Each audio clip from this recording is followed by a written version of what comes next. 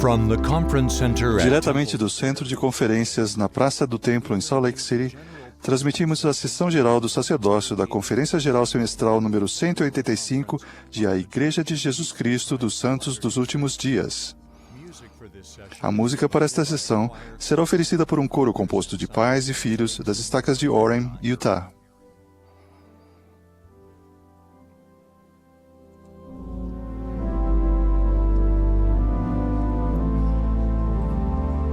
O presidente Henry B. Eyring, primeiro conselheiro na primeira presidência da Igreja, dirigirá esta sessão.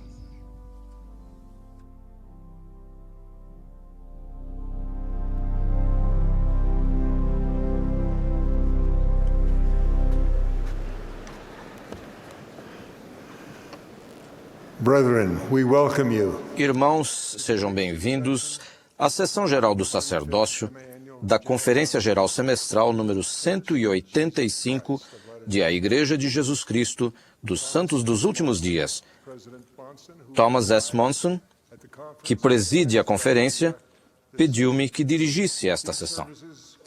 Esta reunião é transmitida via satélite para os portadores do sacerdócio em muitas congregações por todo o mundo.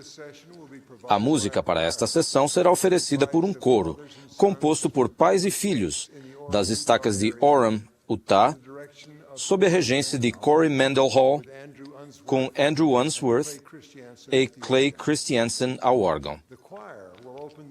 O coro dará início a esta reunião cantando Let Zion and Her Beauty Rise, que Sião se erga em sua beleza.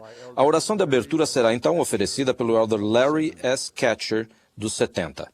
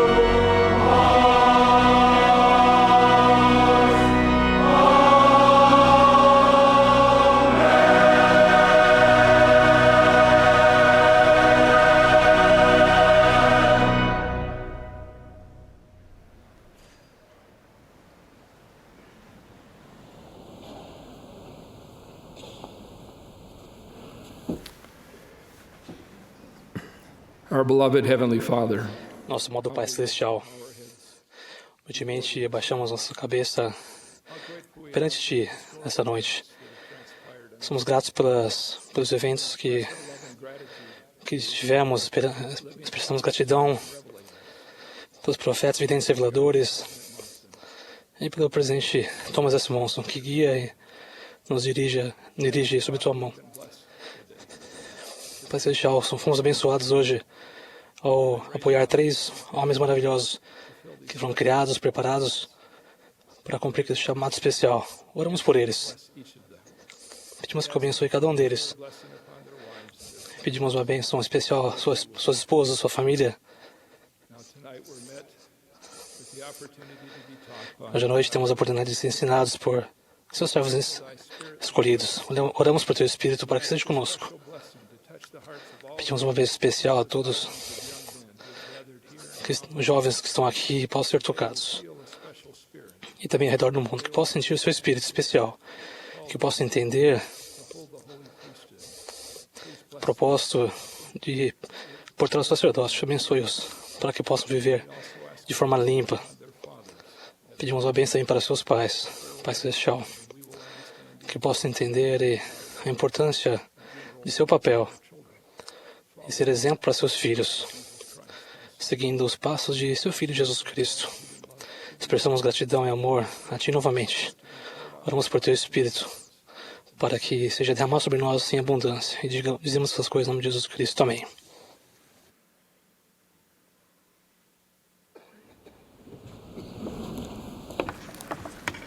The choir will now favor us O with coro agora nos agraciará com o hino Só por em Ti, Jesus, Pensar. Após o hino intermediário, teremos o prazer de ouvir o elder Neil L. Anderson, do Quórum dos 12 Apóstolos. Ele será seguido pelo elder Randall K. Bennett, dos 70.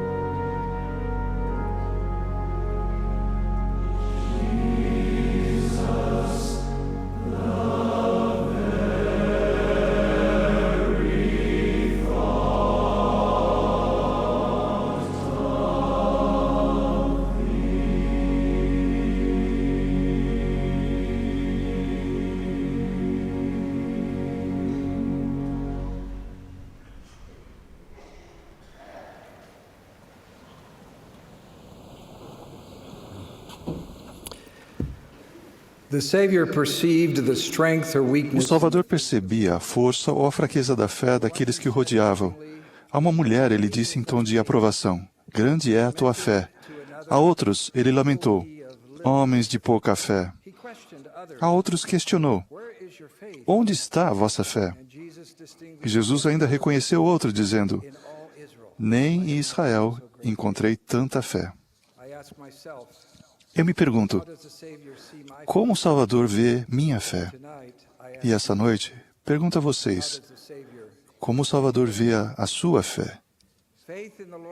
A fé no Senhor Jesus Cristo não é algo etéreo que flutua solto no ar.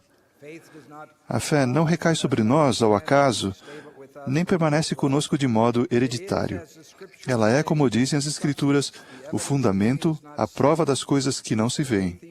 A fé emite uma luz espiritual, e essa luz é discernível.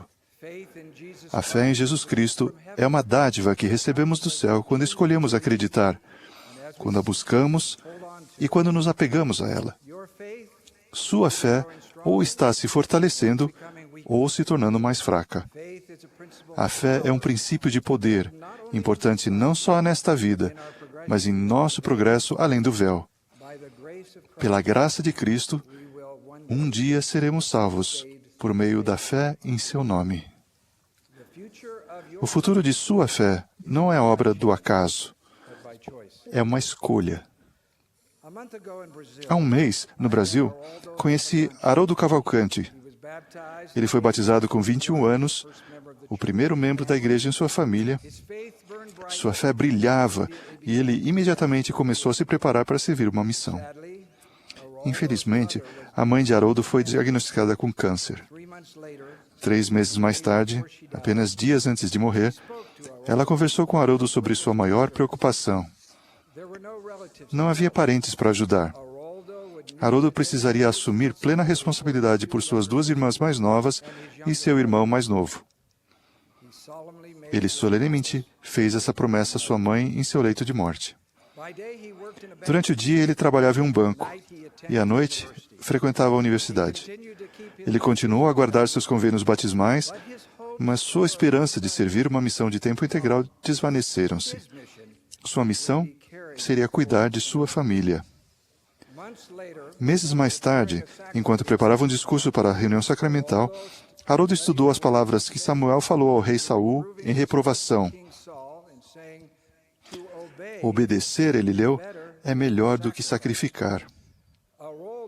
Haroldo recebeu o que parecia ser uma impressão impossível de que precisava obedecer ao chamado do profeta de servir missão. Sem se deixar desanimar pelos obstáculos diante de si, ele prosseguiu com enorme fé. Haroldo economizou cada real que pôde. Aos 23 anos de idade, recebeu o chamado missionário. Instruiu o irmão sobre a quantia a retirar de sua conta todo mês para a família. Haroldo ainda não tinha dinheiro suficiente para custear a totalidade de sua missão e as despesas de seus irmãos, mas com fé entrou no CTM. Uma semana depois, ele recebeu a primeira de muitas bênçãos. O banco onde o Elder Cavalcante havia trabalhado inesperadamente dobrou a quantia de dinheiro que ele deveria receber na rescisão. Esse milagre, juntamente com outros, proporcionou a renda necessária para a sua missão e para sua família durante sua ausência. 20 anos mais tarde, o irmão Cavalcante agora serve como presidente da estaca Recife Brasil Boa Viagem. Refletindo a respeito daquela época, ele disse: "Ao tentar viver em retidão, senti o amor e a orientação do Salvador.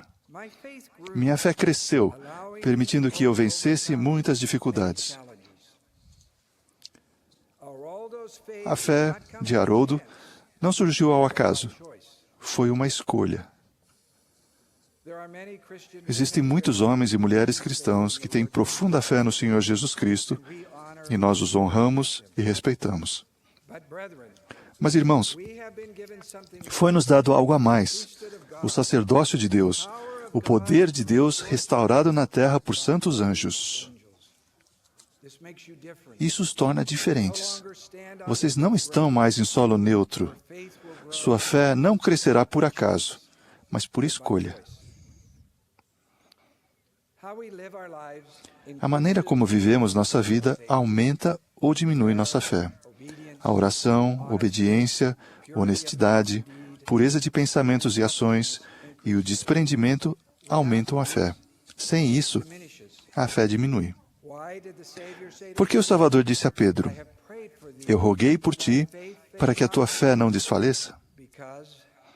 Porque há um adversário que se deleita em destruir a nossa fé. Sejam implacáveis ao proteger sua fé. Tratar de perguntas honestas é uma parte importante da edificação da fé, e usamos tanto nosso intelecto quanto nossos sentimentos. O Senhor disse: eu te falarei em tua mente e em teu coração. Nem todas as respostas virão imediatamente, mas a maioria das perguntas podem ser resolvidas por meio do estudo sincero e da busca de respostas de Deus. Usar a mente sem o coração não trará respostas espirituais. Ninguém sabe as coisas de Deus, senão por meio do Espírito de Deus. E para nos ajudar, Jesus prometeu-nos outro Consolador, o Espírito de verdade. A fé nunca exige uma resposta para cada pergunta, mas busca a certeza e a coragem para prosseguir, às vezes reconhecendo: não sei tudo, mas sei o suficiente para continuar no caminho do discipulado. Mergulhar em dúvida contínua, alimentada por respostas dadas por pessoas infiéis e sem fé, enfraquece a fé em Jesus Cristo e na restauração. O homem natural não compreende as coisas do Espírito de Deus porque lhe parecem loucura. Por exemplo, perguntas a respeito do profeta Joseph Smith não são novidade. Elas têm sido lançadas por aqueles que o criticam desde que esse trabalho começou. Para as pessoas de fé que, ao olhar através das lentes coloridas do século XXI, sinceramente questionam eventos ou declarações do profeta Joseph Smith de quase 200 anos atrás, permita-me dar-lhe este conselho. Por ora, dê um descanso ao irmão Joseph. No futuro, vocês terão 100 vezes mais informações do que existe hoje em todos os mecanismos de busca da internet, e elas serão rigorosamente confiáveis.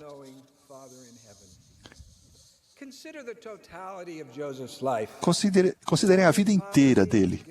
Nascido na pobreza e tendo adquirido pouca escolaridade formal, Joseph traduziu o livro de Mormon em menos de 90 dias.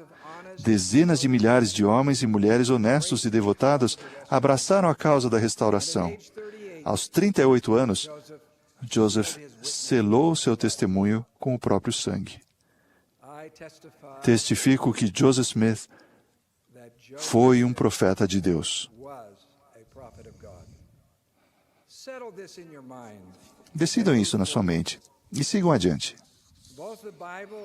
Tanto a Bíblia quanto o livro de Mormon nos dão a maravilhosa certeza de que Jesus é o Cristo, o Filho de Deus. Estou segurando um exemplar da primeira edição do livro de Mormon em francês, publicado por John Taylor ao iniciar o trabalho na França em 1852. O livro de Mormon existe agora, total ou parcialmente, em 110 idiomas no mundo inteiro. Ele proporciona um testemunho espiritual e tangível da veracidade da restauração. Quando foi a última vez que você leu o livro de Mormon de capa a capa? Leia-o novamente. Ele aumentará a sua fé. Outra dádiva de Deus que expande nossa fé é a orientação da primeira presidência do Quórum dos 12. Hoje, apoiamos 3 novos membros dos 12. E eu lhes dou as boas-vindas. Elder Stevenson, Elder Renlund e Elder para os 12 apóstolos. Ele chamou apóstolos e profetas para o aperfeiçoamento dos santos, até que todos cheguemos à unidade da fé e ao conhecimento do Filho de Deus. Que não sejamos mais inconstantes, levados em roda por todo vento de doutrina, pelo engodo daqueles que com astúcia enganam fraudulosamente. A orientação da primeira presidência e do Quórum dos 12 ajuda a proteger a nossa fé. Embora a chama inicial da fé possa ser pequena, escolhas justas trazem maior confiança em Deus e nossa fé cresce. As dificuldades da mortalidade sopram contra nós e as forças do mal espreitam na escuridão, na esperança de apagar nossa fé. Mas ao continuar fazendo boas escolhas, confiar em Deus e seguir seu Filho, o Senhor nos envia mais luz e conhecimento, e nossa fé se torna firme e inabalável. O presidente Thomas S. Monson disse: "Não temam, o futuro é tão brilhante quanto sua fé." A fé dos rapazes desta igreja é extraordinária. No dia 12 de junho deste ano, recebi um e-mail que dizia que um bispo de uma ala de Utah, sua esposa e 2 de seus filhos tinham falecido em um acidente de avião. O bispo Mark Openshaw estava pilotando o avião após decolar de um pequeno campo de aviação, quando subitamente o avião perdeu potência e se espatifou no solo. O bispo Openshaw, sua esposa Amy e seus filhos Tanner e Ellie morreram no acidente. Milagrosamente, o filho deles de 5 anos, Max, foi atirado para fora do avião com sua poltrona e escapou apenas com fraturas ósseas. Fiquei sabendo que outro filho deles, o elder Porter Openshaw, estava servindo na missão Ilhas Marshall, Majuro, e que o filho de 17 anos, Zane, estava em um intercâmbio cultural na Alemanha. Liguei para o elder Openshaw na Ilha Christmas. Embora desolado pela morte da mãe, do pai, do irmão e da irmã, a preocupação do elder Openshaw imediatamente voltou-se para seus 2 irmãos mais jovens. Por fim, foram o elder Openshaw e seu irmão Zane que decidiram que outras pessoas poderiam ajudar em casa e que Porter deveria permanecer na missão. Eles sabiam que era isso que seus pais desejariam. Quando falei com o elder Openshaw, senti sua tristeza, mas senti também sua ardente fé. "Tenho confiança", disse-me ele, "e sei, sem sombra de dúvida, que verei minha família de novo." As forças em nossas provações são sempre encontradas em nosso Senhor Jesus Cristo. A mão onipotente de Deus tem estado muito aparente em sua ajuda a mim e a meus irmãos nesse desafio tão difícil. A primeira vez que vi Zane foi no funeral. Ao olhar para os 4 caixões diante de nós, na capela, fiquei maravilhado com a fé daquele rapaz de 17 anos a falar para a congregação. "Hoje", disse ele, "estamos reunidos com o coração humilde e a alma pesarosa para lembrar a vida de minha mãe, de meu pai, do Tanner e da Ellie. Nós conversamos, choramos juntos, recordamos juntos e sentimos a mão de Deus juntos." Um dia depois de ter recebido a notícia do acidente, encontrei uma carta de minha mãe na minha mochila. Na carta ela escreveu: "Zane, lembre-se de quem você é e de onde vem. Estaremos orando por você e sentindo saudades suas." Zane continuou: "Não poderia haver últimas palavras mais adequadas deixadas por minha mãe. Sei que ela, junto com o Tanner, a Ellie e meu pai, estão orando por meus irmãos e por mim. Sei que eles oram para que eu me lembre de quem sou eu. Porque eu, como vocês, sou um filho de Deus. E por ele estou aqui. Testifico que, não importa o quanto nos sintamos sós, Deus não nos abandonará." Meus queridos irmãos, sua fé não teve início no nascimento, nem vai ter fim na morte. A fé é uma escolha. Fortaleçam sua fé e vivam de modo a merecer as palavras de aprovação do Salvador. "Grande é tua fé." Ao fazer isso, asseguro-lhes que sua fé, por meio da graça de Jesus Cristo, um dia permitirá que estejam junto daqueles a quem amam, limpos e puros, na presença de Deus, em nome de Jesus Cristo. Amém.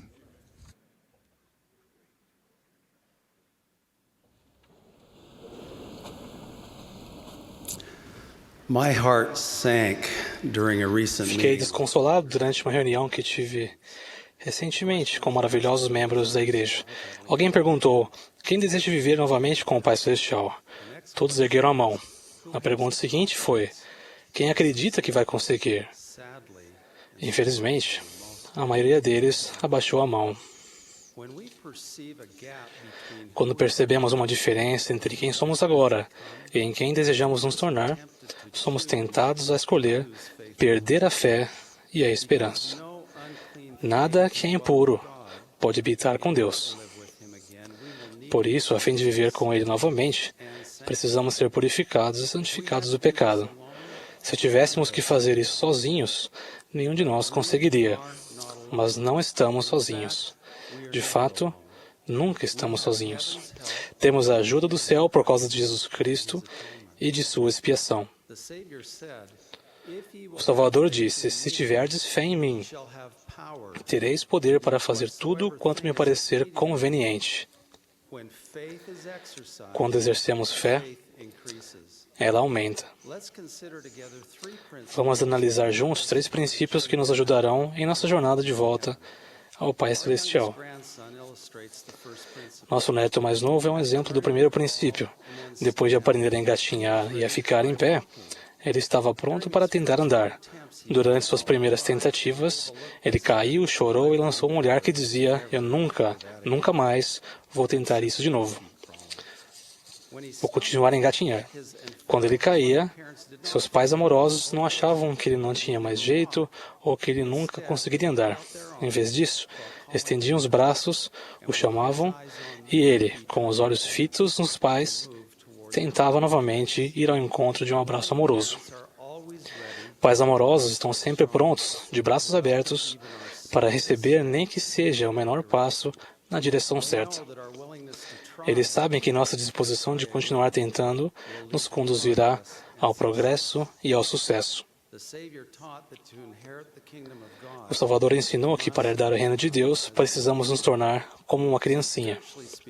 Portanto, do ponto de vista espiritual, o primeiro princípio é que precisamos fazer o que fizemos quando crianças, com a humildade e disposição de uma criança de se concentrar em nosso Pai Celestial e em nosso Salvador. Damos passos em direção a eles, sem perder a esperança, mesmo ao cair. Nosso amoroso Pai Celestial se regozija com cada passo fiel que damos, e se cairmos, Ele se regozija com nosso esforço de nos levantar e tentar novamente. O segundo princípio é ilustrado por 2 membros fiéis, cada um deles profundamente desejoso de encontrar um cônjuge para a eternidade. Ambos, em espírito de oração, deram passos de fé. Yuri, um membro da igreja na Rússia, fez um grande sacrifício para realizar uma longa viagem ao templo. No trem, ele notou uma mulher bonita com um semblante radiante e sentiu que deveria compartilhar o evangelho com ela. Ele começou a ler o livro de Mormon na esperança de que ela percebesse. Yuri não sabia que aquela mulher, Maria, era membro da igreja. Sem saber que ele também era membro e seguindo uma inspiração de compartilhar o evangelho com ele, Maria também começou a ler o livro de Mormon, na esperança de que o rapaz lhe fizesse uma pergunta. Quando levantaram os olhos, Yuri e Maria ficaram surpresos ao ver um ao outro segurando o livro de Mormon. E sim, depois de se apaixonarem, foram selados no templo. Hoje, Yuri e Maria Kutepov, como companheiros eternos, contribuem significativamente para a igreja na Rússia. A ênfase aqui não se trata apenas da disposição que esse casal teve de agir com fé. Também se trata de um segundo princípio. O Senhor nos recompensa além da medida do que fazemos quando estamos dispostos a agir com fé. Nossa disposição de dar um passo não é apenas recompensada de acordo com os passos que demos. É excedida por suas bênçãos prometidas. O Pai Celestial, nosso Salvador, está ansioso por nos abençoar. Afinal, eles pedem que ofertemos apenas 1/10 das bênçãos que recebemos deles e prometem que abrirão as janelas do céu. Sempre que agimos de boa vontade, com fé em Jesus Cristo, e damos mais um passo, especialmente um passo desconfortável, que exija mudança ou arrependimento, somos abençoados com força. Testifico que o Senhor vai guiar-nos agora e durante os nossos próximos passos. Com o seu poder, Ele vai nos abençoar mais do que a medida de nosso esforço, se estivermos dispostos a continuar tentando, arrependendo-nos e seguindo em frente, com fé em nosso Pai Celestial e em Jesus Cristo. Felizmente, os dons espirituais são prometidos não apenas para aqueles que amam a Deus e guardam todos os seus mandamentos, mas para aqueles que procuram assim o fazer. Força é dada àqueles que continuam procurando e tentando. 2 guias semanais essenciais que marcam nossa jornada de volta ao Pai Celestial são realizar o convênio perpétuo da ordenança do sacramento e guardar o dia do Senhor. O presidente Russell M. Nelson ensinou, na última conferência geral, que o dia do Senhor é um presente do Senhor para nós. Nossa dedicação semanal em guardar o dia do Senhor é um sinal ao Senhor de que o amamos. A cada dia do Senhor, testificamos que desejamos tomar sobre nós seu nome, recordá-lo sempre e guardar seus mandamentos. Em reconhecimento por nosso coração arrependido e nosso compromisso, o Senhor renova a prometida remissão do pecado e permite-nos ter sempre conosco o seu Espírito. A influência do Espírito Santo nos aperfeiçoa, nos fortalece, nos ensina e nos guia. Se, ao nos lembrarmos dele, voltarmos nosso coração para o Salvador, por meio desses 2 importantes guias, seremos recompensados com bênçãos além da medida de nossos esforços. Foi-nos prometido que, se guardarmos o dia do Senhor com devoção, a plenitude da terra será nossa. O caminho de volta ao nosso Pai Celestial leva à casa do Senhor, onde temos a bênção de receber as ordenanças de salvação para nós mesmos e para nossos entes queridos falecidos. O presidente Boyd K. Packer ensinou que as ordenanças e os convênios tornam-se nossas credenciais para a admissão à presença de Deus. É minha oração que sejamos sempre dignos de portar uma recomendação para o templo e que a usemos a fim de servir com frequência. O terceiro princípio é este: devemos combater a tendência do homem natural de procrastinar ou de desistir. Ao progredirmos ao longo do caminho do convênio, cometeremos erros, alguns deles repetidas vezes. Alguns de nós temos dificuldades com comportamentos ou vícios e nos sentimos incapazes de vencê-los. Mas a fé no Pai Celestial e em Jesus Cristo é um princípio de ação e de poder. Se estivermos dispostos a agir, receberemos forças para nos arrepender e mudar. Fracassamos apenas quando deixamos de dar um passo fiel adiante. Não vamos fracassar se dividirmos fielmente nosso fardo com o Salvador do mundo, aquele que nunca nos desamparou e que nunca o fará. Prometo que haverá ajuda do céu a cada passo de fé que trilharmos. Recebemos orientação quando oramos ao Pai Celestial e damos ouvido ao Espírito Santo. Somos fortalecidos por causa do sacrifício expiatório de Jesus Cristo. Recebemos a cura e o perdão por causa da graça de Deus. Desenvolvemos sabedoria e paciência a confiar no tempo do Senhor. Somos protegidos ao seguir o profeta do Deus vivo, o presidente Thomas S. Monson. Fomos criados para que tenhamos alegria. Alegria que vamos sentir quando voltarmos dignamente a viver com o Pai Celestial e com o Salvador e caminharmos ao encontro de seu caloroso abraço. Presto testemunho dessas verdades perfeitas. Nosso Pai Celestial e seu Filho, Jesus Cristo, vivem. Eles nos conhecem e nos amam. Eles nos convidam carinhosamente a dar o próximo passo. Não devemos esperar, devemos fazê-lo agora. No sagrado nome de Jesus Cristo. Amém.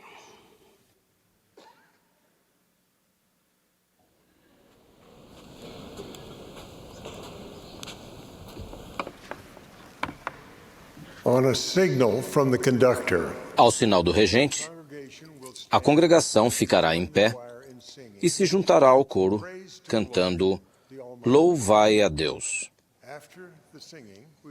Depois do hino, ouviremos o presidente Dieter F. Uchtdorf, segundo conselheiro na primeira presidência. Terei então o privilégio de dirigir-lhes a palavra. Depois de minhas palavras, o coro cantará Sim, eu te seguirei.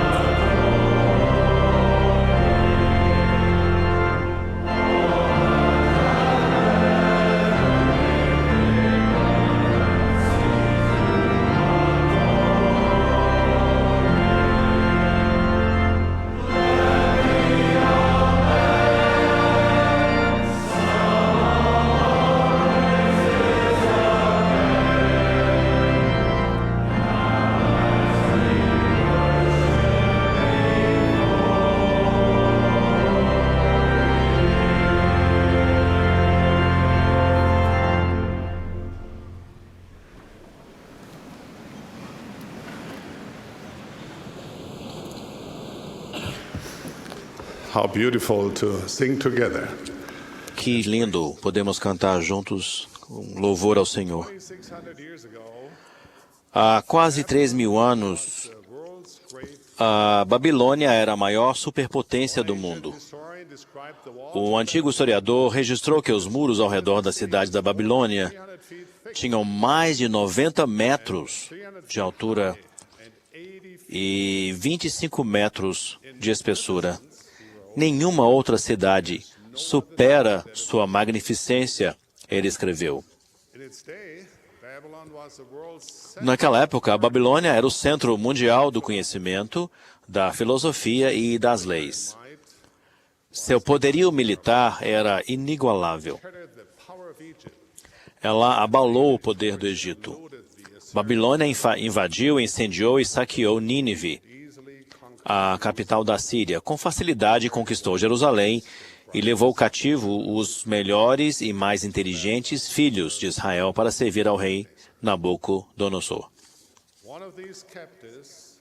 Um desses prisioneiros foi um jovem chamado Daniel. Muitos estudiosos acreditam que Daniel tinha entre 12 e 17 anos quando foi levado.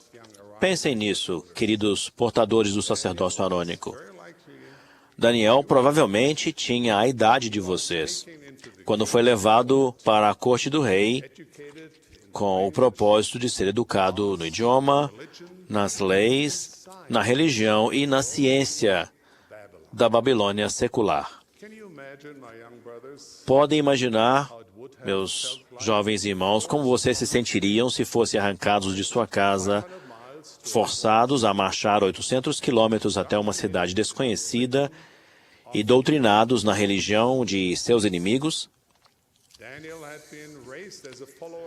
Daniel foi criado como seguidor de Jeová. Ele acreditava no Deus de Abraão, Isaque e Jacó e o adorava. Estudou as palavras dos profetas e sabia da interação de Deus com os homens. Mas agora, em uma tenra idade, ele era um estudante prisioneiro na Babilônia. A pressão sobre ele deve ter sido imensa para que abandonasse suas antigas crenças e adotasse as da Babilônia. Todavia, ele permaneceu fiel à sua fé, tanto em preceitos quanto em ações. Muitos de vocês sabem como é defender uma verdade impopular. Na linguagem da internet, é muito comum alguém ser queimado por aqueles que discordam de nós. Mas Daniel não corria apenas o risco de ser ridicularizado em público. Na Babilônia, aqueles que desafiavam as autoridades religiosas compreendiam o que significava, tanto figurativa quanto literalmente, ser queimados. Basta perguntarmos aos amigos de Daniel, a Sadraque, Mesaque e Abednego. Não sei se era fácil para Daniel ser fiel a Deus em um ambiente como aquele. Algumas pessoas são abençoadas com um coração fiel. Para elas, a fidelidade parece vir como um dom do céu. Mas imagino que Daniel era como muitos de nós, que temos de nos esforçar para obter um testemunho. Estou certo de que Daniel passou várias horas de joelhos, orando, depositando suas dúvidas e seus temores no altar da fé, aguardando no Senhor para obter compreensão e sabedoria. E o Senhor de fato o abençoou. Embora sua fé tenha sido desafiada e ridicularizada, ele permaneceu fiel ao que sabia, por experiência própria, ser correto. Daniel acreditava. Daniel não duvidava. E, certa noite, o rei Nabucodonosor teve um sonho que lhe perturbou a mente. Ele reuniu sua equipe de eruditos e conselheiros e ordenou que lhe descrevessem o sonho e também revelassem seu significado. É óbvio que não conseguiram. Ninguém é capaz de fazer o que pedes, protestaram. Porém, isso só fez com que Nabucodonosor ficasse mais furioso e ele ordenou que todos os sábios, magos, astrólogos e conselheiros fossem despedaçados, inclusive Daniel e os outros estudantes de Israel. Aqueles que estão familiarizados com o livro de Daniel sabem o que aconteceu em seguida.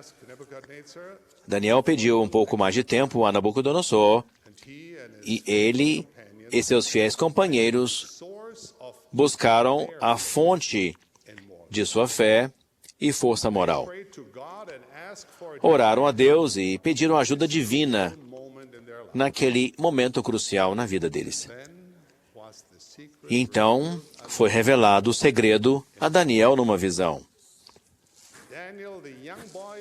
Daniel, o jovem de uma nação vassala, que havia sido tiranizada e perseguida por ter uma religião estranha, apresentou-se diante do rei e revelou-lhe o sonho e sua interpretação. Daquele dia em diante, como resultado direto de sua fé em Deus, Daniel tornou-se um conselheiro de confiança do rei, célebre em toda a Babilônia por sua sabedoria. O rapaz que acreditava em Deus e vivia sua fé tornara-se um homem de Deus, um profeta, um príncipe de retidão. Somos como Daniel. A todos nós que portamos o santo sacerdócio de Deus, pergunto: somos como Daniel? Permanecemos fiéis a Deus? Praticamos o que pregamos? Ou somos apenas cristãos dominicais? Nossos atos cotidianos refletem com clareza o que clamamos acreditar? Ajudamos os pobres e necessitados, e os doentes e os aflitos? Apenas pregamos a palavra ou entusiasticamente fazemos o trabalho? Irmãos, recebemos muito. A divina verdade do Evangelho de Jesus Cristo nos foi ensinada. A autoridade do sacerdócio foi confiada a nós, a fim de ajudar nosso próximo a edificar o reino de Deus na terra. Vivemos em uma época de grande derramamento de poder espiritual. Temos a plenitude da verdade. Temos as chaves do sacerdócio para selar na terra e no céu. Escrituras sagradas e ensinamentos de profetas e apóstolos vivos estão disponíveis como jamais estiveram. Queridos amigos, não tratemos dessas coisas levianamente. Com tais bênçãos e privilégios, vêm grandes responsabilidades e obrigações. Vivamos à altura deles. A antiga cidade da Babilônia está em ruínas. Seu esplendor há muito se foi. Mas o lado mundano e mau da Babilônia permanece. Cabe a nós sermos fiéis em um mundo de descrença. Temos o desafio de praticar diariamente os princípios do Evangelho restaurado de Jesus Cristo e permanecer fiéis aos mandamentos de Deus.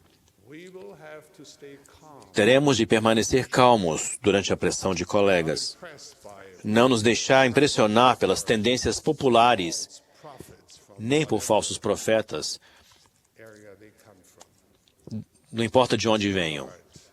Não atentar para a ridicularização do ímpio.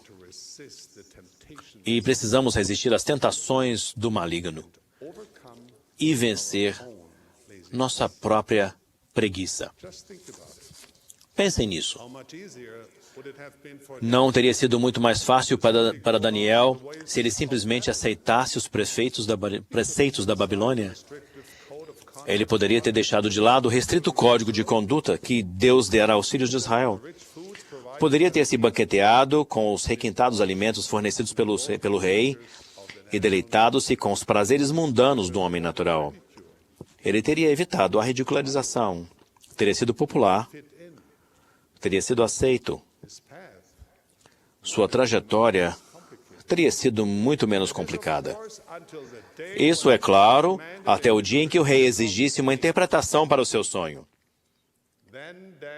Então Daniel teria descoberto que ele, assim como os demais sábios da Babilônia, perdera a conexão com a verdadeira fonte de luz e sabedoria. Daniel passou em seu teste. O nosso continua. Satanás, nosso adversário, deseja que falhemos. Ele espalha mentiras como parte de sua tentativa de destruir nossa crença. Ele sorrateiramente sugere que aquele que duvida, o cínico, é sofisticado e inteligente, enquanto que aqueles que têm fé em Deus e em seus milagres são ingênuos, cegos ou desmiolados. Ele afirmará que é descolado duvidar dos dons espirituais e dos ensinamentos dos profetas verdadeiros. Espero poder ajudar todos a entender este simples fato. Nós cremos em Deus devido às coisas que conhecemos em nossa mente e em nosso coração, não devido às coisas que não sabemos. Nossas experiências espirituais são às vezes tão sagradas para que as expliquemos em termos mundanos. Mas isso não significa que não sejam reais.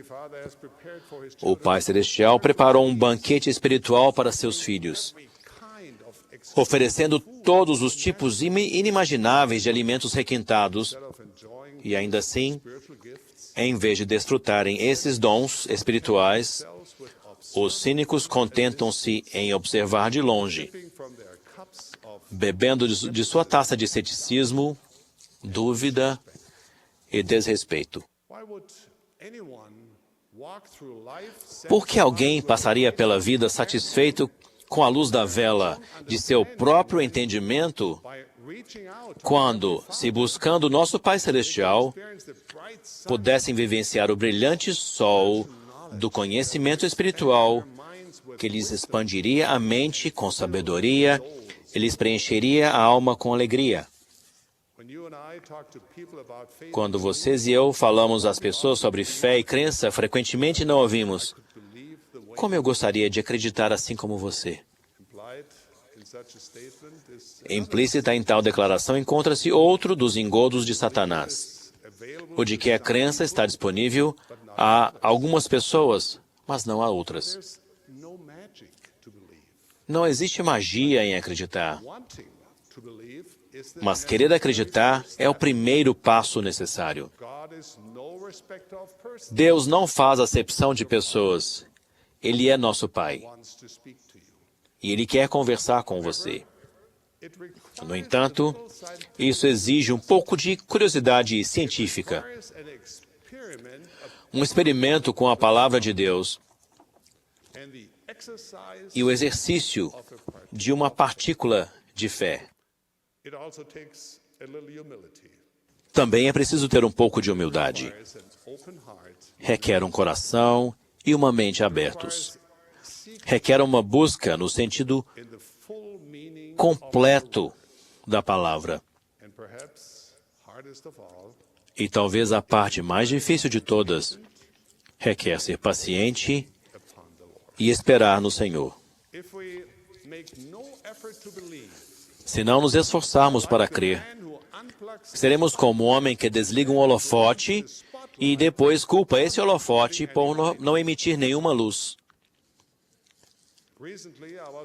Recentemente fiquei surpreso e triste ao ouvir que um portador do sacerdócio arônico sentia-se orgulhoso pelo fato de ter se distanciado de Deus. Ele disse: se Deus se revelar a mim, então vou acreditar. Até que isso aconteça, vou encontrar a verdade confiando em meu próprio entendimento e intelecto para iluminar meu caminho. Não conheço o coração desse rapaz, mas não pude deixar de sentir muito por ele. Tão facilmente ele rejeitou os dons que Deus lhe ofertava. Esse rapaz desligou o holofote para em seguida mostrar-se orgulhoso de sua própria brilhante observação de que não havia luz. Infelizmente, esse tipo de atitude parece ser bem popular em nossos dias. Colocando o fardo da prova em Deus, os homens pensam que podem desculpar-se por não levarem a sério os mandamentos de Deus e por não serem responsáveis por seu relacionamento com o Pai Celestial. Irmãos, deixe-me ser claro. Não há nada nobre ou impressionante em ser cínico. É fácil ser cínico. Qualquer um consegue. É a vida fiel que requer força moral, dedicação e coragem. Aqueles que permanecem firmes são muito mais impressionantes do que aqueles que cedem à dúvida quando surgem questões ou preocupações misteriosas. Mas não devemos nos surpreender que a fé não seja valorizada pela sociedade. O mundo tem uma longa história de rejeição àquilo que ele não compreende. E ele tem uma dificuldade especial para entender o que não pode ver. Mas apenas porque não podemos ver algo com os olhos físicos, não significa que tal coisa não exista. Na verdade, há mais coisas entre o céu e a terra do que supõem nossos livros didáticos, revistas científicas e filosofias seculares. O universo está repleto de profundas e surpreendentes maravilhas, coisas que só podem ser compreendidas por meio de olhos espirituais. Quando escolhemos acreditar, exercer fé para o arrependimento e seguir nosso Salvador Jesus Cristo, abrimos nossos olhos espirituais para esplendores que mal imaginamos existir. Assim, nossa fé e nossa crença se tornarão mais fortes e enxergaremos ainda mais. Irmãos, testifico que mesmo nos momentos mais difíceis, o Salvador lhes dirá, assim como disse a um pai ansioso em uma tumultuada rua na Galileia: não temas, crê somente. Podemos escolher acreditar, pois quando cremos, descobrimos o surgir da luz, descobrimos a verdade e encontramos paz. Devido à nossa crença, jamais teremos fome nem sede. Os dons da graça de Deus permitirão que permaneçamos fiéis e preencherão nossa alma como uma fonte de água que salte para a vida eterna. Experimentaremos uma alegria verdadeira e duradoura. Portanto, queridos amigos, meus amados irmãos no sacerdócio de Deus, qualquer que seja a sua idade agora, tenham coragem para acreditar. Não temam, creiam somente. Sejam como Daniel.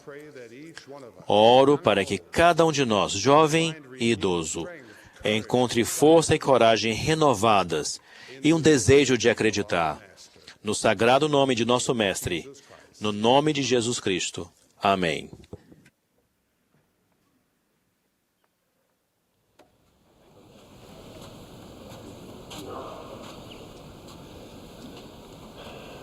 My beloved brethren, Meus amados irmãos, somos gratos pelo Senhor ter chamado o Elder Ronald A. Rasband, o Elder Gary E. Stevenson e o Elder Dale G. Renland como apóstolos do Senhor Jesus Cristo. Nosso coração, nossas orações e nossa fé os apoiam. Sabemos de sua grande capacidade. Ainda assim, eles precisarão sentir-se reconfortados em seu chamado, como todos nós, de que o Senhor está com eles no trabalho. O mais jovem diácono precisa dessa confiança, assim como o sumo sacerdote mais experiente ao receber um novo chamado. Essa confiança cresce à medida que entendemos que Ele nos chamou por meio de seus servos. Meu incentivo é ajudá-los a saber que, quando vocês fazem sua parte, o Senhor acrescenta o poder dele aos seus esforços. Qualquer chamado que recebemos no reino do Senhor exige mais do que o nosso discernimento humano e a nossa capacidade pessoal. Esses chamados exigem a ajuda do Senhor e ela virá. Mesmo o jovem diácono aprenderá, agora e ao longo dos anos, que isso é verdade. Um de meus netos está aqui esta noite em sua primeira reunião geral do sacerdócio. Ele foi ordenado diácono há 6 dias. Ele vai realizar um dever do sacerdócio pela primeira vez ao distribuir o sacramento no domingo que vem. Oro para que ele enxergue esse momento como ele realmente é. Ele pode pensar que seu trabalho para o Senhor seja passar a bandeja do sacramento para as pessoas sentadas na reunião sacramental. Mas o propósito do Senhor não é apenas que as pessoas partilhem do pão e da água, é que guardem o convênio que irá fazê-los seguir adiante no caminho que leva à vida eterna. E para que isso aconteça, o Senhor precisa proporcionar uma experiência espiritual para a pessoa a quem o diácono oferece a bandeja. Vi isso acontecer numa casa de repouso para idosos, quando um diácono se inclinou para passar a bandeja para uma senhora de cabelos brancos. Ela olhou para o pão como se fosse precioso. Nunca esqueci o sorriso dela quando ela o tomou e depois estendeu a mão para alisar a cabeça do diácono, dizendo em voz alta, "Oh, muito obrigada." Aquele diácono estava simplesmente cumprindo seu dever do sacerdócio. No entanto, o Senhor multiplicou o ato do diácono. Era evidente que a senhora se lembrou do Salvador ao expressar sincera gratidão pelo serviço do diácono. Enquanto ele lhe servia o sacramento, ela sentiu-se reconfortada porque teria o Espírito consigo. Ela não estava sozinha naquele dia, na casa de repouso. Nem o diácono estava sozinho em seu serviço maravilhoso. Um jovem mestre no sacerdócio arônico talvez não sinta, ao visitar uma família, que ele é companheiro do Senhor em sua obra. Ainda me lembro do simples testemunho de um jovem companheiro de mestre familiar que veio à nossa casa. O Espírito confirmou as suas palavras. Ele talvez não se lembre daquele dia, mas eu sim. O Senhor magnificará os esforços de um jovem rapaz novamente quando ele for chamado para tornar-se um sacerdote. O primeiro batismo que ele realizar talvez seja de um jovem que ele não conhece. Pode ser que esteja preocupado em dizer as palavras certas e realizar a ordenança corretamente. Mas o Senhor, de quem ele é servo, magnificará a sua oferta. A pessoa que ele batizar decidiu seguir adiante no caminho que conduz à vida eterna. O Senhor fará a parte dele, que é a maior. Ele fez isso por mim certa vez, quando o menino que eu batizei, com lágrimas escorrendo pelo rosto, disse em meu ouvido, estou limpo, estou limpo. Ao passarem de um serviço do sacerdócio a outro, vocês verão que o Senhor está no trabalho com vocês. Descobri isso ao reunir-me com um presidente de quórum de élderes, numa conferência de estaca há vários anos. Na conferência, foram apresentados mais de 40 nomes de homens que iriam receber o sacerdócio de Melquisedeque. O presidente da estaca se inclinou na minha direção e me sussurrou. Esses homens eram todos élderes em perspectiva menos ativos. Admirado, perguntei ao presidente qual tinha sido seu plano para resgatar aqueles homens. Ele apontou para um rapaz no fundo da capela. Ele disse, ali está ele. A maioria desses homens voltou por causa daquele presidente de quórum de élderes. Ele estava no último banco, vestindo roupas comuns, com as pernas esticadas e cruzadas diante dele, calçando botas gastas.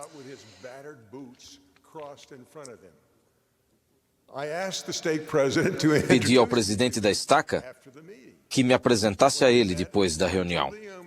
Quando nos reunimos, eu disse ao jovem que estava surpreso pelo que ele havia feito e perguntei como o fizera. Ele deu de ombros. Ele obviamente não pensava que merecia algum crédito. Depois disse baixinho: conheço todos os homens inativos desta cidade. A maioria deles tem uma caminhonete. Eu tenho uma caminhonete também. Lavo minha caminhonete onde eles lavam as deles. Com o tempo, tornamo-nos amigos. Depois, espero até acontecer algo de errado na vida deles. Sempre acontece. Eles me contam. Escuto e não faço acusações. Depois, quando eles dizem: há algo de errado na minha vida, simplesmente tem que haver algo melhor do que isso. Digo-lhes o que está faltando e onde podem encontrá-lo. Às vezes eles acreditam em mim, e quando o fazem, eu os levo comigo. Podem ver por que ele foi modesto. Era porque sabia que ele tinha feito sua pequena parte, e o Senhor fizera o restante. Foi o Senhor que tocou o coração daqueles homens em meio a seus problemas. Foi o Senhor que lhes dera o sentimento de que devia haver algo melhor para eles e a esperança de que poderiam encontrar isso. O rapaz que, como vocês, era um servo do Senhor, simplesmente acreditou que, se fizesse sua pequena parte, o Senhor ajudaria aqueles homens ao longo do caminho de volta para casa e para a felicidade que somente Ele poderia lhes conceder. Aquele homem também sabia que o Senhor o havia chamado para ser o presidente do quórum de elders, porque ele faria a sua parte. Haverá ocasiões em seu serviço em que não terão o sucesso extraordinário e visível que teve aquele presidente de quórum de elders. Esse será o momento em que terão de confiar que o Senhor, sabendo que vocês fariam sua parte do trabalho, chamou vocês por meio de seus servos autorizados.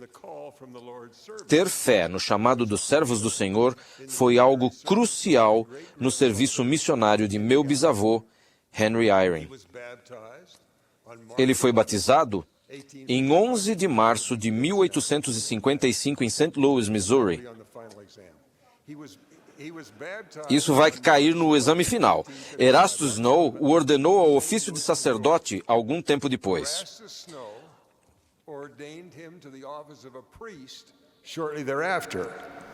Orson Spencer o chamou para servir uma missão para a nação Cherokee em 6 de outubro. Ele foi ordenado elder em 11 de outubro. Partiu a cavalo para a missão Cherokee em 24 de outubro. Ele tinha 20 anos de idade e filiara-se à igreja havia apenas 7 meses. Se algum portador do sacerdócio tinha razão para sentir-se incapaz ou despreparado, esse era Henry Eyring. O único motivo pelo qual ele poderia ter tido a coragem para ir foi o de que sabia em seu coração que Deus o havia chamado por intermédio de seus servos autorizados.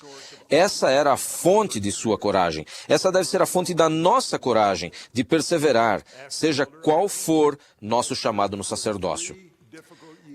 Depois de ter servido por 3 anos bem difíceis e após a morte do presidente da missão, o elder Eyring foi indicado e apoiado como presidente da missão numa reunião realizada em 6 de outubro de 1858. Ele ficou tão surpreso e tão chocado quanto ficaria um diácono recém-ordenado. Ele escreveu: "Foi muito inesperado para mim ser chamado para esse ofício de grande responsabilidade, mas como era a vontade dos irmãos, aceitei com alegria, sentindo ao mesmo tempo minha grande fraqueza e falta de experiência." O então presidente Eyring viajou para as nações Cherokee, Creek e Choctaw em 1859. Por meio de seu empenho, o Senhor acrescentou, como disse Henry, um certo número de membros à igreja. Ele organizou 2 ramos, mas observou que bem poucos estavam ativos na causa. Um ano mais tarde, Henry enfrentou a difícil realidade de que os líderes políticos do local em que ele servia não mais permitiam que os missionários santos dos últimos dias fizessem seu trabalho. Ao ponderar sobre o que fazer, Lembrou-se das instruções recebidas de seu presidente de missão anterior, instruindo-o a prolongar sua missão até 1859. Em outubro daquele ano, Henry escreveu ao presidente Brigham Young para pedir orientações, mas não recebeu resposta à sua pergunta. Henry relatou: sem poder receber nenhuma mensagem da presidência da igreja, clamei ao Senhor em oração, pedindo que me revelasse sua mente e vontade em relação à minha permanência por mais tempo ou minha ida a Sião. Seu relato continua: o seguinte sonho me foi dado em resposta à minha oração. Sonhei que havia chegado a Salt Lake City e ido imediatamente ao escritório do presidente Brigham Young, onde o encontrei. Eu lhe disse: Presidente Young, deixei minha missão. Vim por conta própria. Mas se houver algo de errado nisso, estou disposto a retornar e terminar minha missão. No sonho, o profeta respondeu: você permaneceu por tempo suficiente, está tudo bem.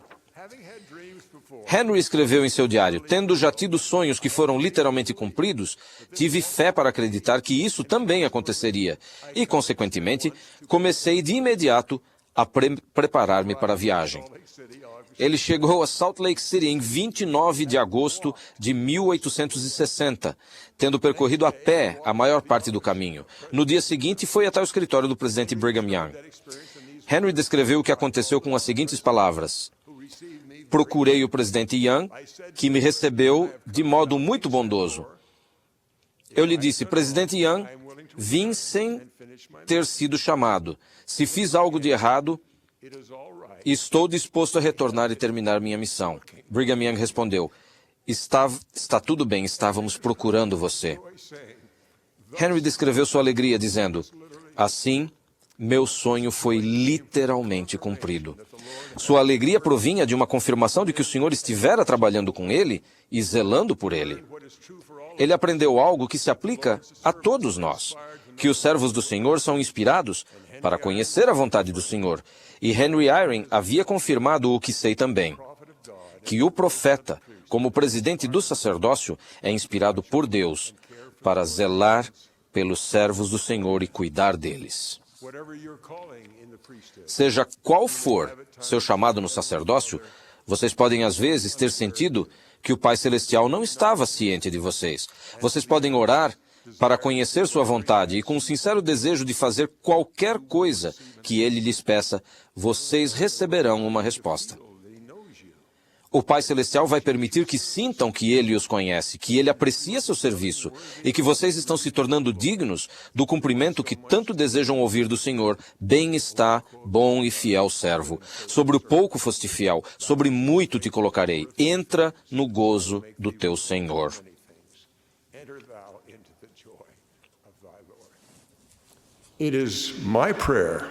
É minha oração que todo portador do sacerdócio estenda a mão com fé para resgatar todas as almas pelas quais ele é responsável. Deus vai acrescentar seu poder aos esforços de seu servo.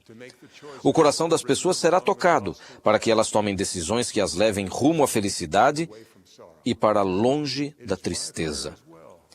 É minha oração também que todo portador do sacerdócio sinta o carinho amoroso e cuidadoso do Pai Celestial, do Salvador e do profeta de Deus em seu chamado. Presto o meu testemunho especial de que estamos a serviço do Senhor Jesus Cristo ressuscitado. Testifico que Ele chamou a mim e a vocês para o seu serviço, conhecendo as nossas capacidades e a ajuda da qual vamos precisar. Ele vai abençoar nossos empenhos além de nossas mais ternas expectativas, à medida que oferecermos tudo o que temos a serviço dele. Testifico que o profeta de Deus, que é o presidente de todo o sacerdócio na terra, é inspirado por Deus. Sinto-me grato pelo exemplo de fiéis portadores do sacerdócio do mundo todo. O Pai Celestial e o Salvador são gratos por vocês fazerem sua parte. Eles os conhecem e os amam. Em nome de Jesus Cristo. Amém.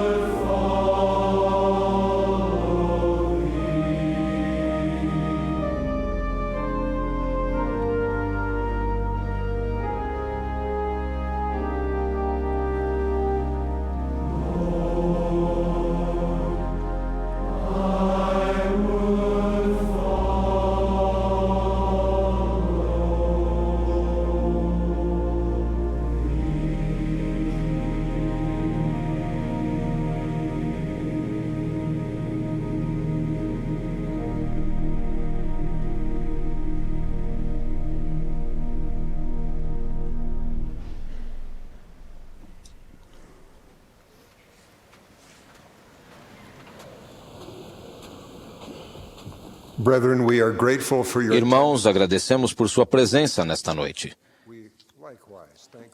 Também agradecemos ao coro de pais e filhos, os irmãos Mendenhall, Unsworth e Christiansen, pela música inspiradora que nos ofereceram, e reconhecemos todos os que auxiliaram de alguma maneira na preparação desta reunião. O último orador desta sessão será o presidente Thomas S. Monson. Após suas palavras, o coro encerrará esta reunião cantando "Levaremos ao mundo a verdade". A oração de encerramento será então oferecida pelo irmão Stephen W. Owen, presidente-geral dos rapazes.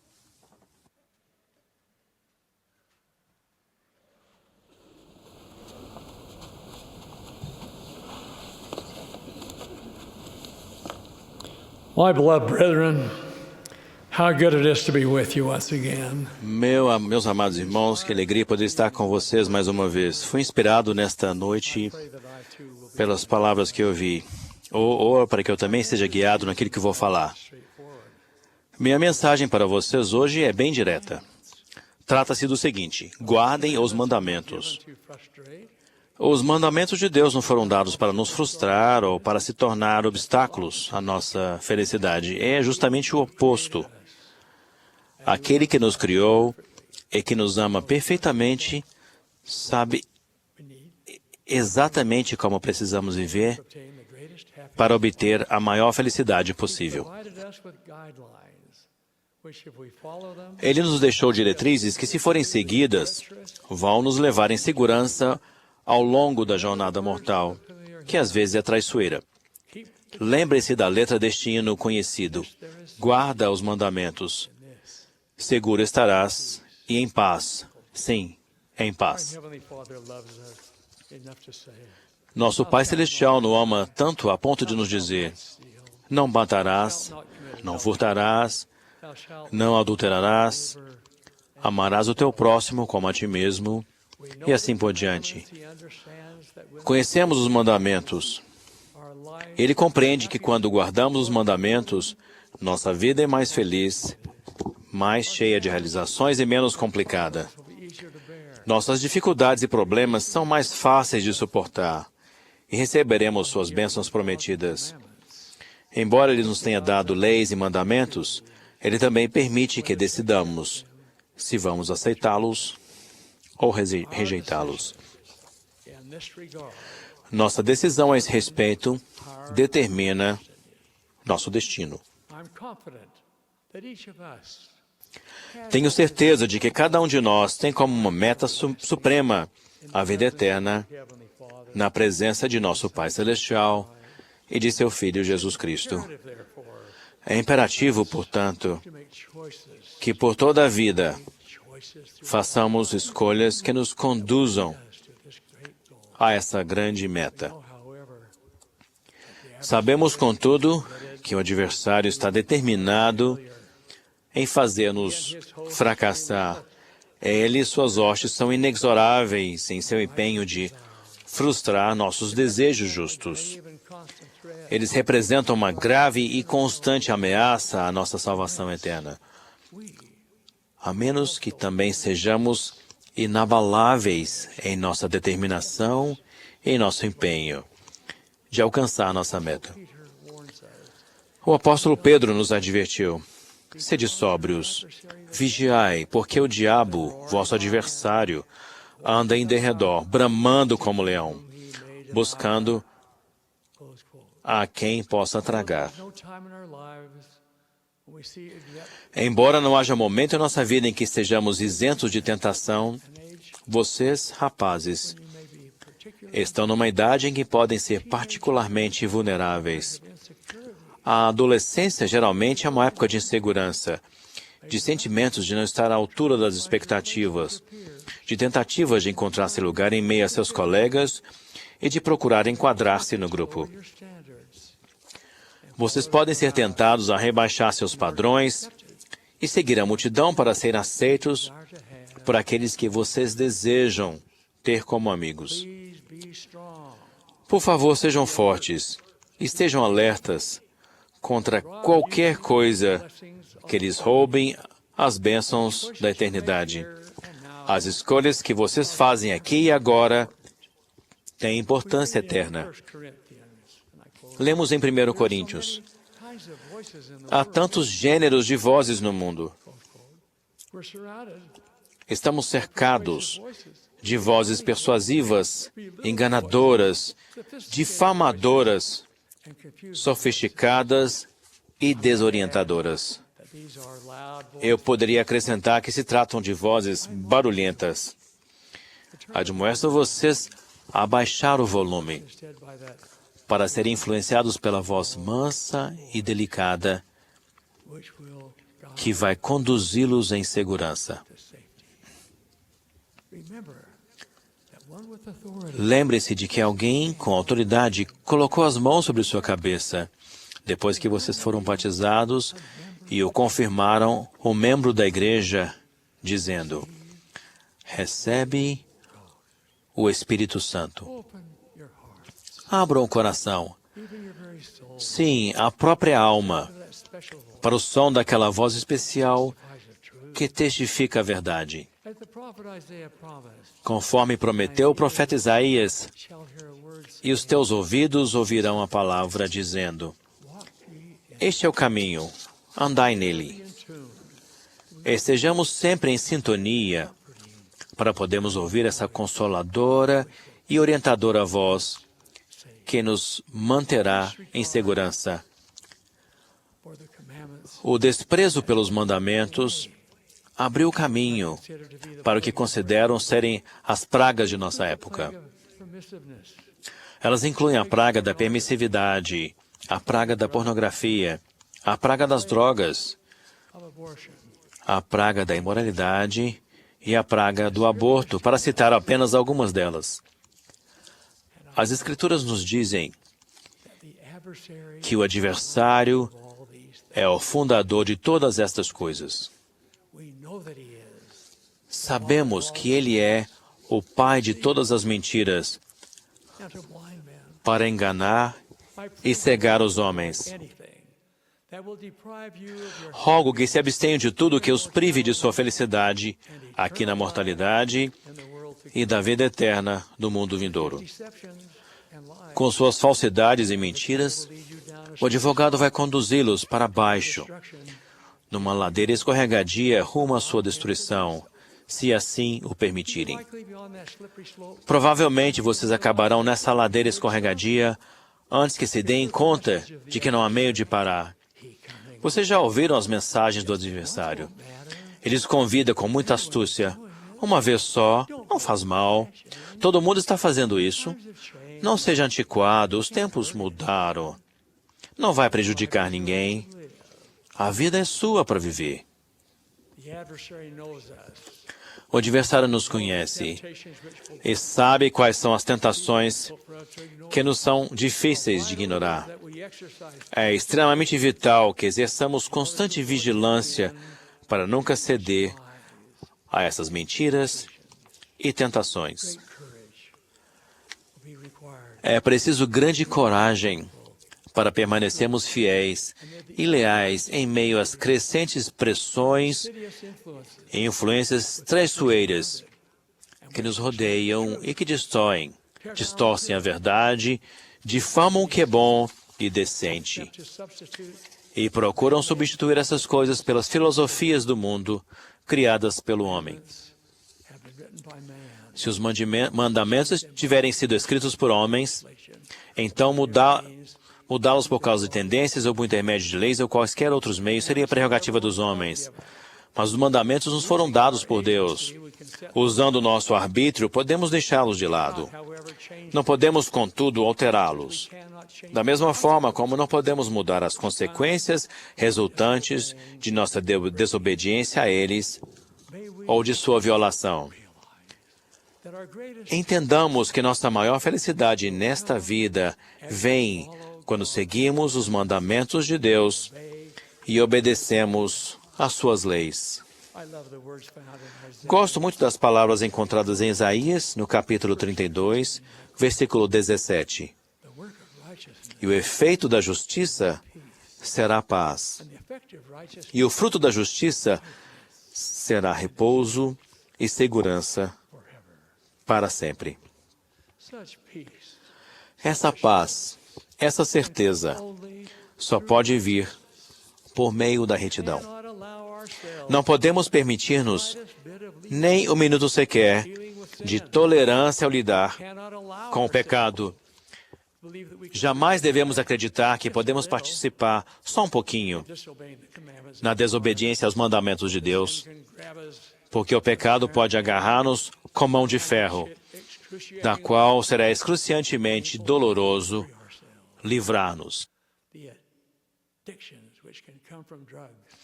Os vícios que podem vir com as drogas, as bebidas alcoólicas, a pornografia e a imortalidade são reais e quase impossíveis de vencer sem muito esforço e ajuda. Se algum de vocês já tropeçou na jornada, prometo que há um caminho de volta. O processo se chama arrependimento.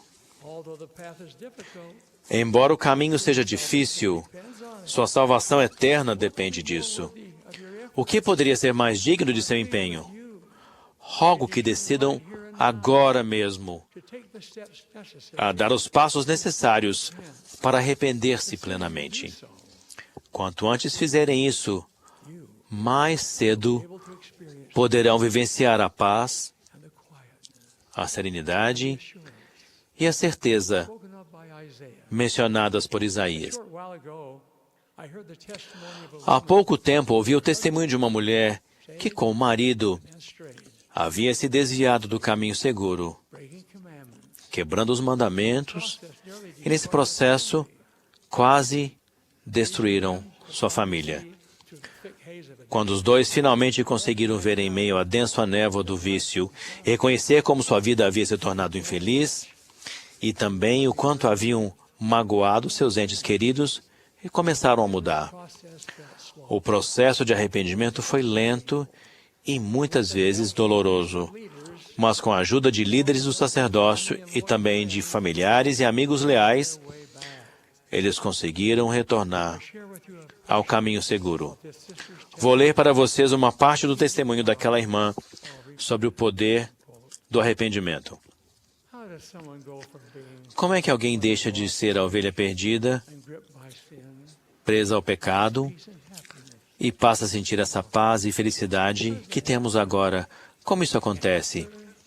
A resposta é graças ao Evangelho perfeito, um Filho perfeito, e seu sacrifício por mim.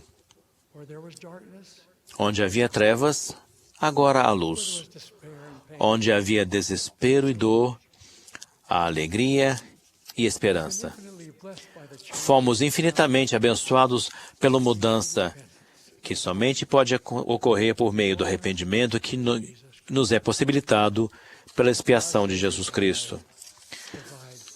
Nosso Salvador morreu a fim de proporcionar a todos nós, a você e eu, essa dádiva abençoada.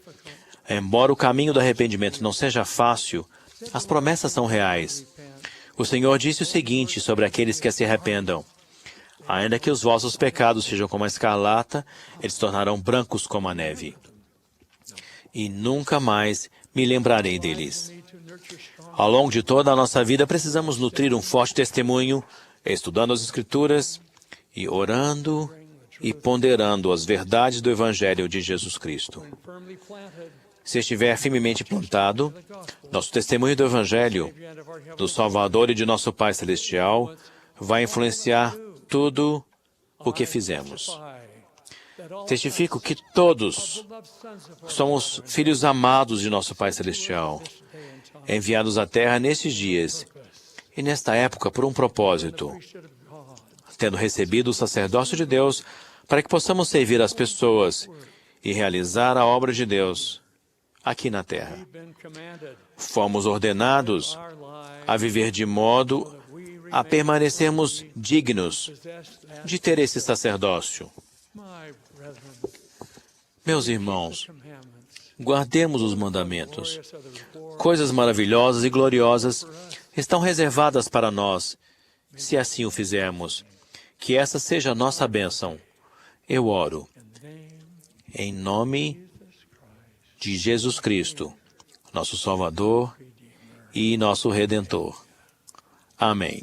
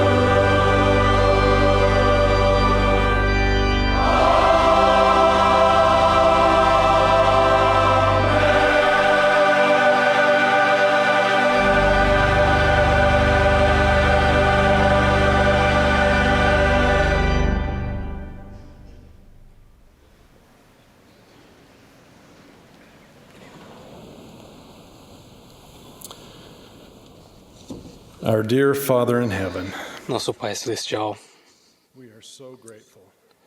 somos tão gratos pela verdade de ter sido restaurada nesta terra. Gratos pelo sacerdócio que portamos. Somos gratos por profetas vivos e apóstolos. Somos gratos pelo Espírito Santo que nos ensinou nesta noite. Oramos para que possamos ser obedientes aos mandamentos, que possamos ter nossa fé fortalecida e nossos testemunhos também, para que nossa esperança possa ser fortalecida. Somos gratos pelo sacrifício expiatório de Teu Filho amado Jesus Cristo. E por causa da fé que temos nele, temos esperança. Oramos para que ao partirmos esta noite, possamos sair com segurança, em segurança. E ao nos entrarmos juntos, como sacerdócios Arônico e Melquisedeque, possamos servir uns aos outros e fortalecer uns aos outros. E dizemos essas coisas em nome de Teu Filho Jesus Cristo. Amém.